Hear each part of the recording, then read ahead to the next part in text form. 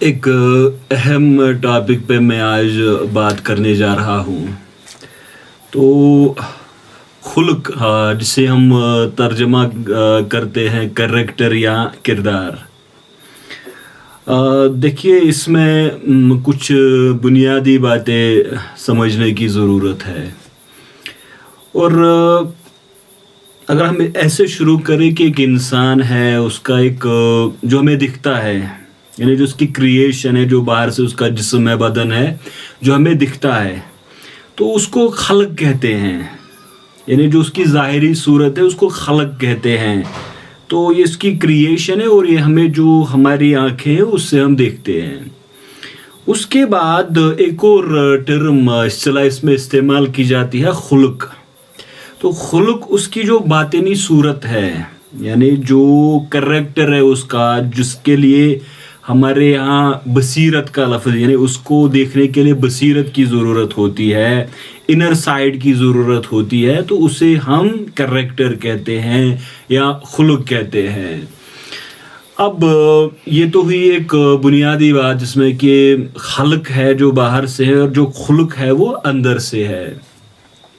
اس میں جسے ہم سیلف اور سول، یعنی جو ہمارا نفس ہے اور روح ہے، اور اس کے ساتھ ساتھ جو انسان کا نیچر ہے، فطرت جسے ہم کہتے ہیں، میں ان پہ الگ سے بات کروں گا.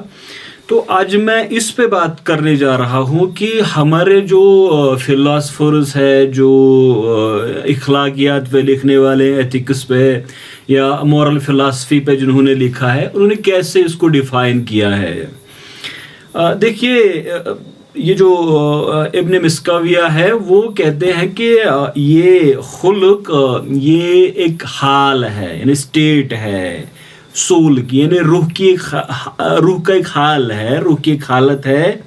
سو which enables to perform actions without reflection and deliberation. یعنی جس سے ہم چیزیں کرتے ہیں، جب ہم چیزیں کرتے ہیں بغیر سوچے اور بغیر کہ ہم اس میں ایفورٹ لگائے، اس کو ہم خلق یا کریکٹر کہیں گے. تو یہ مطلب حیت ہے، یہ آپ کی، میں نے کہا اس میں روح اور نفس، میں اس پہ الگ سے بات کروں گا، تو آپ اس کو روح سمجھیے یا نفس سمجھیے. تو ایک نفس کی ایک حالت ہے کہ جب آدمی بغیر یعنی توجہ کے، بغیر تھاٹ کے، بغیر ڈیلیبریشن کے کوئی ایکٹ کرتا ہے، ہمارے یہاں اس کو کریکٹر کے لیے اس کا آدمی کا کریکٹر ہے. اگر آپ جلال الدین یا توسی وغیرہ کو دیکھو گے تو وہ کہتے ہیں کہ یہ ملکہ ہے. ملکہ یہ عربی میں بھی آتا ہے، اردو میں بھی آتا ہے، میں اس کو ڈیفائن کروں گا. تو وہ کہتے ہیں کہ کریکٹر ملکہ ہے سول کا، پھر سے یہ روح نفس کا ایک ملکہ ہے، جس سے انہیں ریفلیکشن اور ڈیلیبریشن کے بغیر ہم ایکٹ کرتے ہیں، ایکشن کرتے ہیں. یعنی ہم کام کے لیے تیار نہیں ہوتے ہیں، ہم اس کے لیے ایفورٹ نہیں لگاتے ہیں، ہم سوچتے نہیں ہیں، اس کے بغیر جو مطلب نیچرلی ہم سے وہ ایکٹ ہو جائے تو اس سے ہم کریکٹر کہیں گے. اب یہ برا بھی ہو سکتا ہے اور اچھا بھی ہو سکتا ہے. تو پھر جب بات چلے گی حجت الاسلام غزالی کی، تو علامہ کہتے ہیں کہ ٹریٹ آف کریکٹر، یعنی یہ جو کریکٹر ہے تو کہتے ہیں فرملی اسٹیبلشڈ کنڈیشن. یہ فرملی اسٹیبلشڈ کنڈیشن ہے جس کو وہ حیت کہتے ہیں. یعنی یہ آپ کے روح کی حیت ہے، آپ کے روح کی نفس ہے، which enables it to proceed easily without thinking or forethought. یعنی کہ آپ سوچے، مثال کہ آپ کسی کے سامنے جاتے ہو تو اب سچ بولنا ہے آپ کو، تو یہ نہیں کہ آپ تیاری کریں گے، اب آپ اس پہ سوچیں گے کہ میں اس کے سامنے سچ بولوں گا. یہ بالکل ایک نیچرلی آتا ہے، یعنی ایک عادت سے، ایک جس کو وہ کہتے ہیں کہ راسخ ہوا ہے یہ چیز، یعنی فرملی اسٹیبلش ہوا ہے آپ کے نفس میں، آپ کے روح میں، اور اس کے بعد یہ بالکل نیچرلی آتا ہے.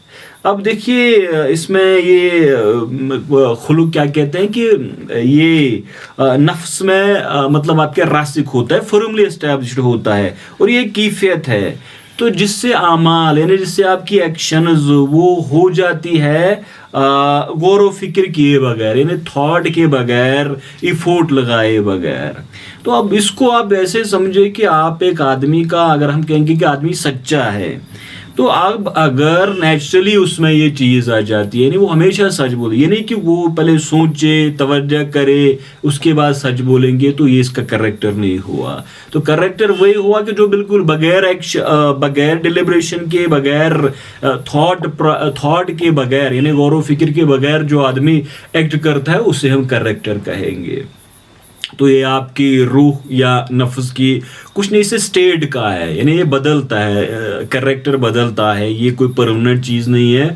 تو یہ آپ کے روح کی مطلب حیت ہے، کچھ نے اس کو کیفیت لکھا ہے، یہ کیفیت ہے آپ کے روح کی، جس سے کہ آپ سے وہ عمل یا اعمال، ایکشنز ہوتے ہیں بغیر غور و فکر کے، یعنی آپ سوچے بغیر کرتے ہیں، آپ ایفورٹ لگائے بغیر، ڈیلیبریشن کے بغیر. تو وہی جو میں نے آپ کے سامنے، یعنی سچا یا کوئی جھوٹ بولتا ہے، تو ہم اس کو دیکھیں گے کہ راسخ فرم اس میں اسٹیبلش ہوا ہے، اس میں وہ ایفورٹ لگاتا ہے، پہلے سوچتا ہے، تو اس کو کریکٹر نہیں کہے گے.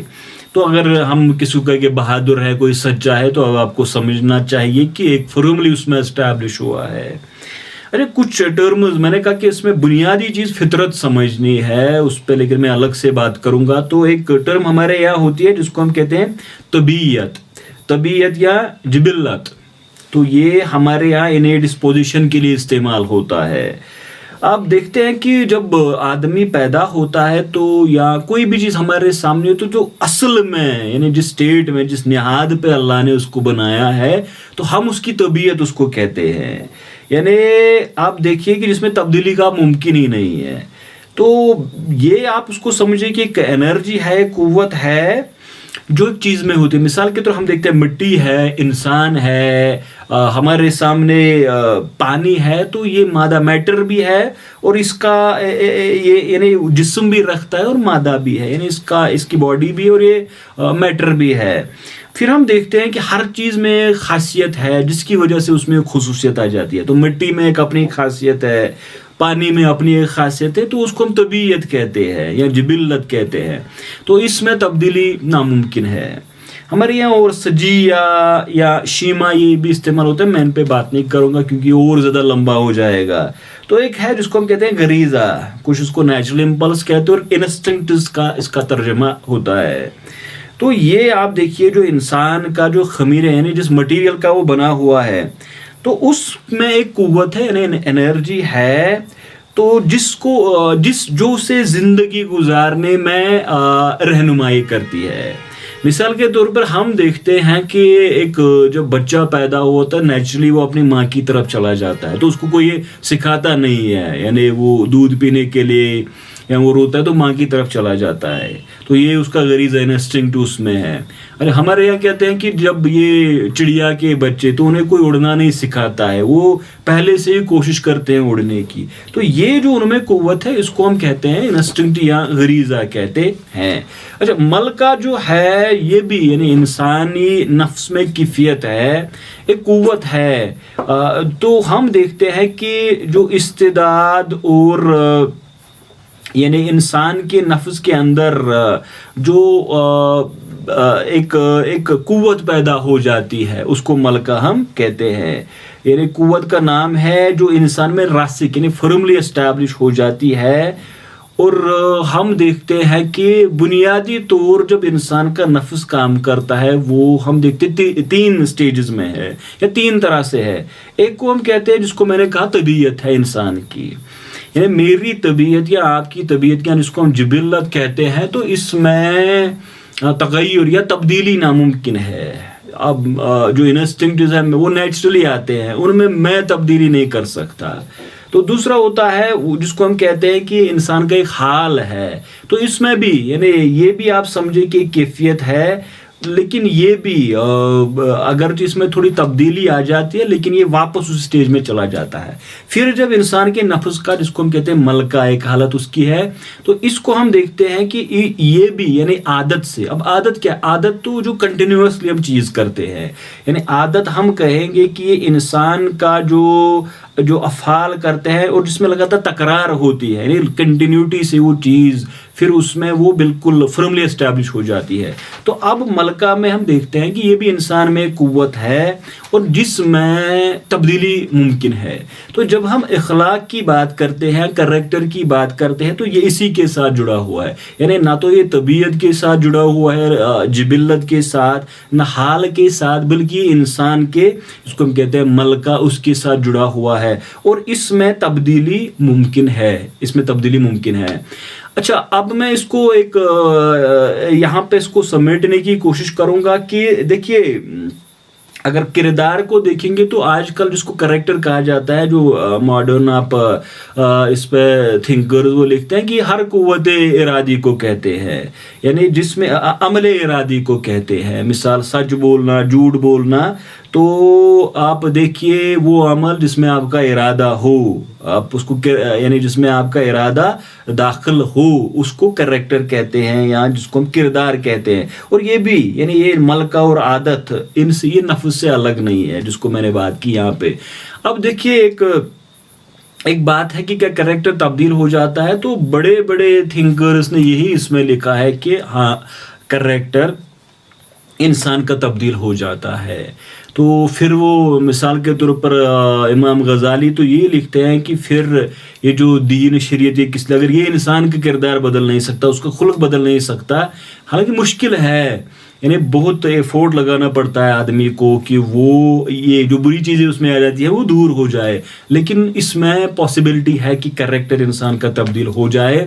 اور پھر باقی تھنکرز بھی یہ لکھتے ہیں، اسی لیے کہ حال کیفیت ہے نفس کے نفس کی، تو اس میں تغیر یعنی تبدیلی ممکن ہے.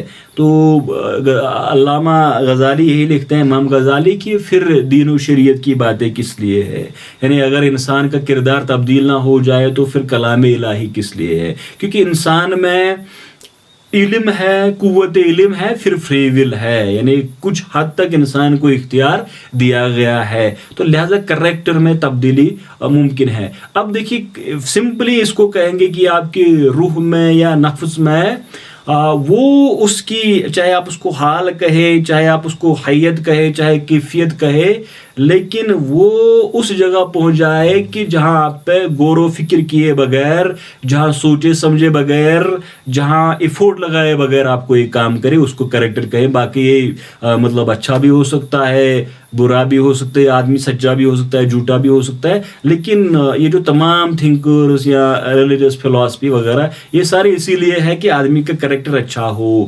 وہ مطلب کریکٹر میں بہت اچھا انسان ہو، جس سے ہم گڈ کریکٹر کہیں گے. اچھا، اب اس میں بہت سارے ٹاپکس ہے تو میں آگے چل کے ان پہ بات کروں گا، جیسے روح ہے، نفس ہے، یا فطرت ہے، انسان کا نیچر ہے. آج میں نے اس کو ایک بنیادی یعنی ایک آپ سمجھے کہ جو بگنرز ہیں ان کے لیے یعنی سمجھانے کی کوشش کی. Thank you.